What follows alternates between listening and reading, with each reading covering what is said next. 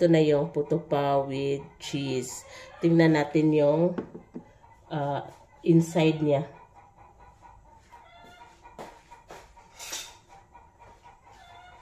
Hiwaon na to, guys. Oops. Ay, hinuha ko kibot. Nara, ang cheese niya. Oh. Yeah, fluffy kaayo. Hi guys, gagawa tayo ngayon ng puto paw. Ito yung gamit natin na brand, yung White King puto. May instruction dito sa likod niya. 2 packs to guys, pero isang pack lang yung gagamitin natin. And instead of using corned beef na ipapalaman natin, you have choices naman. Pwede naman yung tuna. Pero this time, dahil isang pack lang yung gagawin ko, baka masayang yung sobrang filling, na pag-isipan ko na cheese na lang yung gagamitin nating palaman. So, nag-slice ako ng cheese. So, ito yung isang pakete. Tapos, gagamit tayo ng 1/2 cup of white sugar. Pero dahil si Harold ay diabetic, 1/3 lang yung gagamitin ko. Tapos di ko pa pinuno.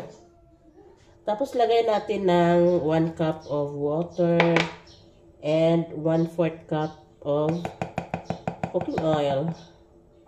Tapos mix nyo lang to guys.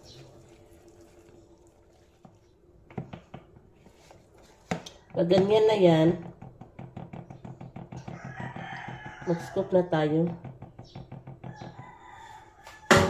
Na tayo sa ating mold. First, di pa punuin. Dahil papatungan pa natin yan guys ng cheese.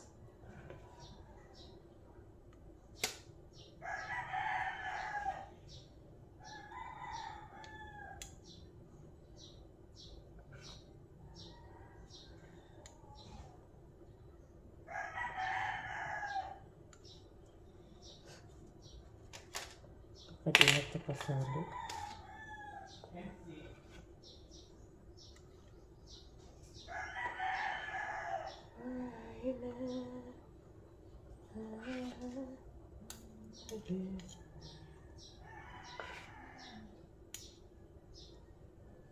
Tapos, magpatong tayo ng cheese.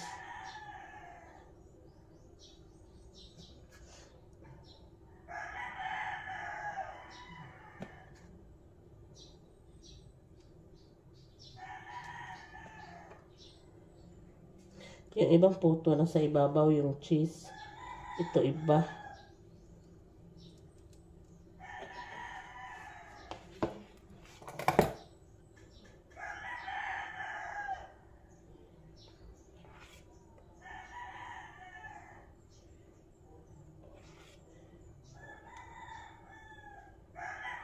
Awas ni ba? Hindi ko natansya kasi.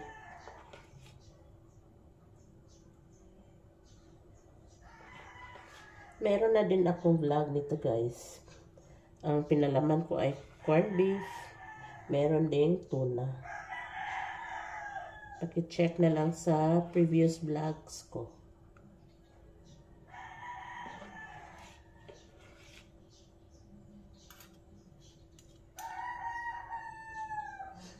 Yan. Tapos naka-ready na yung steamer natin. Dito. Steam natin yan hanggang maluto.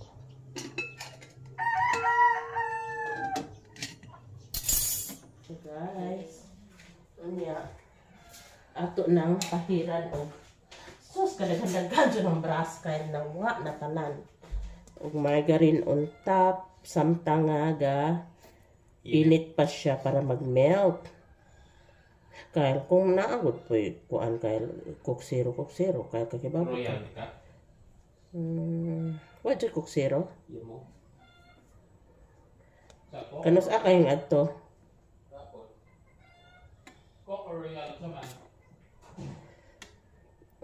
Unsa man sila the same raman tayo po na.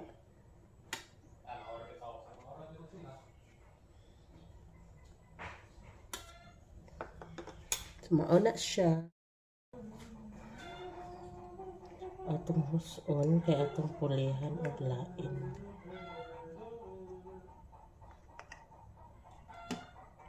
Adyo pagupod ni guys kay brato raman ang isa ka pack. Nya daghan pa kag maluto. Ya kinadalian ra chod himuon. Ay init niya ra. Init.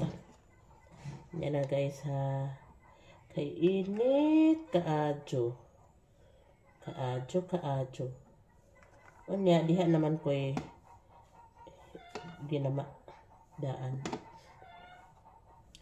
So 2, 4, 6, 8, 9, 10, 11, 12, 13, 14, 15, 16, 17 kabuok guys ang mahimo sa isa ka pack sa dako nga kuan. Ako na po ni ilo. Ito na yung puto pa with cheese. Tingnan natin yung inside niya.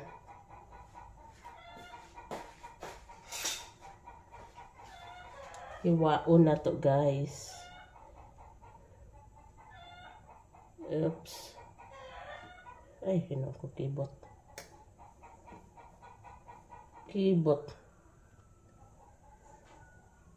Nara. Ang cheese niya. Fluffy kaayo.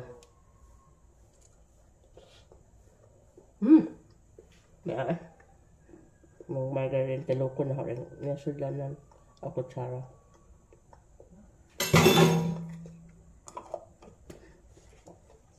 Tabang ra sa amo nga.